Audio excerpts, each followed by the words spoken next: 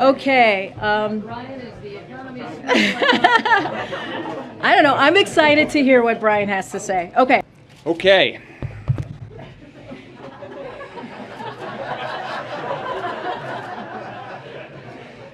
So I get to go home and tell my kids that BTS opened for me. I think I wanted to just clarify something he said on Friday during his address at the Naval Academy.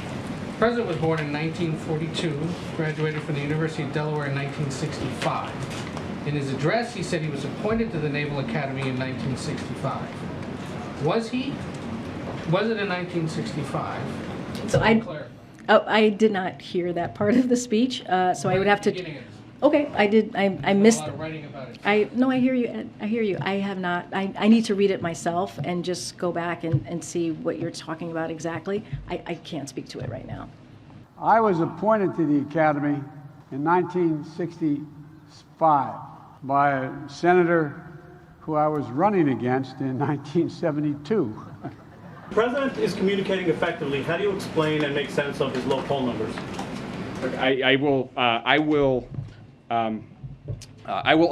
just say this, that the president always tasks us to focus on what are the right policy decisions and the right policy choices to try to advance an economy that has been his animating feature of what he wants to get done for years. About a year ago, you stood here at the podium along with other officials talking about inflation as transitory. Now a lot of the focus from the White House and the broader administration is on messaging, as Caitlin and Kelly pointed out earlier. Was it a mistake to use that phrasing, and do you think it gave Americans a false sense of how long these rising prices would be here for? Look, I think that this has been an uncertain and unexpected and recovery period, historic in many ways. And I think that one thing that is unambiguously the case is that over the course of this 15 months, the strength of this recovery that we have had in the United States has not only helped millions of people and millions of families across the country. Inflation is a global challenge. Yes, when you talk to Americans, when you look at polling, they say their biggest concern is rising prices, which I think part of that stems from the prolonged period that we've been in. And so I'm wondering, as you focus on the messaging, have you learned lessons from that, where you discussed it as transitory, and now, 15 months later, we're still here? Look, I think that what the president has done with respect to communications has been to consistently explain to the American people where we are and where we need to go. He understands that right now the top issue on people's minds is prices at the gas station, prices at the grocery store, and he's made very clear, and he's communicating very clearly that that's his top economic priority. You just mentioned Putin a few times Yep. as a reason for recent inflation.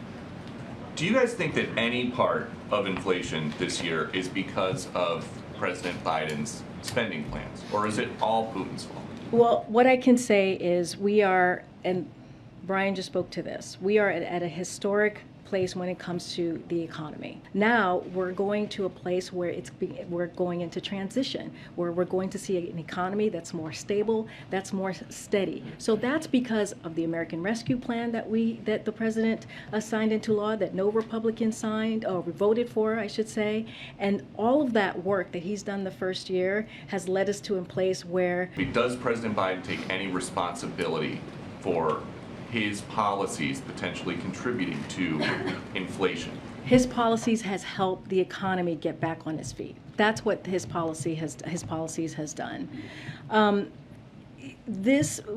When we talk about the gas prices right now, this is indeed Putin's gas hike. As well. What is the expectation today as you advise the president, or his expectation about how long prices will be at these high levels, 40-year levels, how long inflation will be here?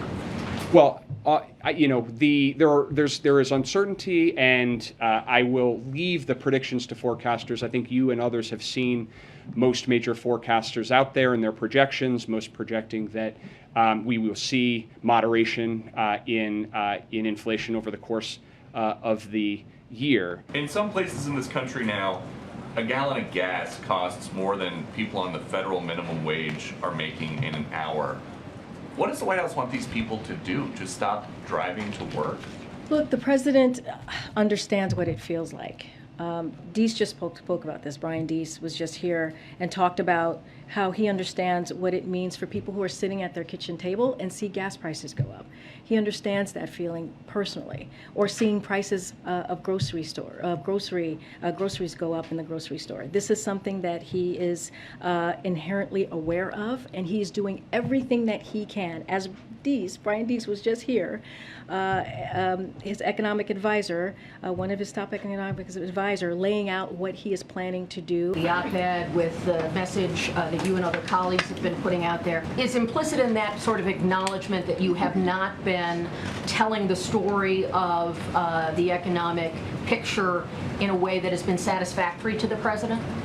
I think what this underscores is actually an ongoing commitment by the president to both train his focus on what is the most important thing for the economy and to communicate that as well. So I think what this president has tried to do in every stage in this historic and unique economic recovery is to effectively communicate to the American people where we are, to give it to people straight. The president has talked about understanding from his life experience those difficulties, economic hardships, and so forth.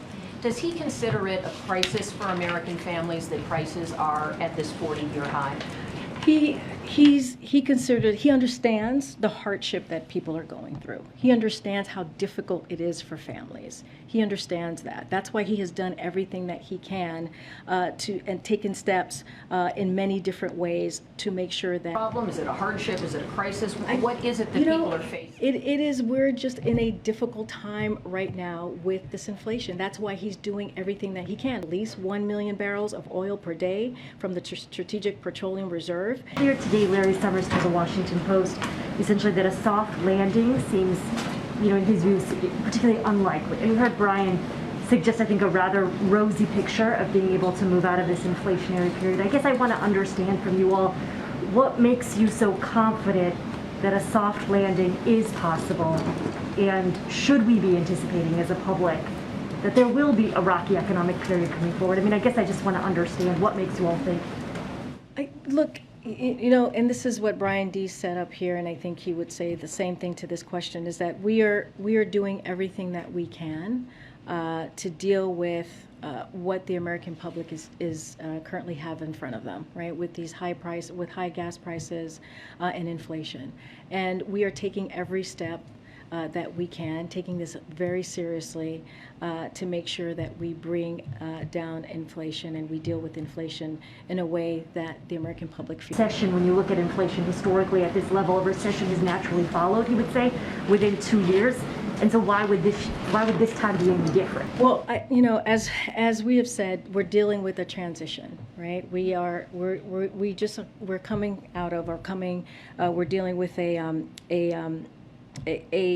economy that. What level of increase in unemployment does the White House see as acceptable in order to obtain lower inflation? And we can actually take on inflation without having to sacrifice all of those gains. And so you see that, for example, in the high rate of available jobs per worker. That can, and you've seen that start to moderate somewhat. So one of the ways that, for example, businesses can reduce their demand if that is necessary is to bring down the number of open jobs they have available. In the team that he's put there, is he confident that they will be able to deal with this enormous challenge, which is taming inflation and not putting the economy into a recession? Is that we can approach this challenge and we can focus our efforts on bringing inflation down without having to sacrifice all of the economic gains that we've made because of the unique position of strength that we are in. The Fed needs to revise or review its modeling and forecasting techniques, given they pretty badly misjudged that inflation was not actually transitory. That falls squarely into the category of things that we will leave to the independent judgment of the Fed. Priority. I'm wondering a little bit about the intersection of that priority and the president's plan to forgive as much as $10,000 in student debt relief for families making as much as $300,000. Some analysis says that this would cost taxpayers as much as $250 billion, and of course that money's not going to be dumped into the economy all at once, but I'm curious how you see this affecting consumer spending, because presumably some of these folks, rather than servicing their loans, might go buy a new phone or decide to buy that car or go on the vacation. So are you confident that that student debt relief program would not have a negative impact on inflation? The economic impact of any proposal would be across the course of years or a couple of decades, and so the impact on inflation in the near term is likely to be quite small. But again, because the president hasn't made any decision, and we're not talking about a specific plan, I won't speculate specifically, but I think most of the analysis suggests that the near-term impact would be pretty small. The president so hesitant to face us from behind the podium, just like you did? Okay. Thanks, Brian. Come back soon. All right, that's all I have on for the topper. Oh, we could no. Go ahead, Josh. Why don't you kick it off? A BTS question and also a Taiwan question. A BTS. Yeah. Okay. First of all, they've been here for a few hours. Just wondering if they're filming a music video on site or anything like that. And also, any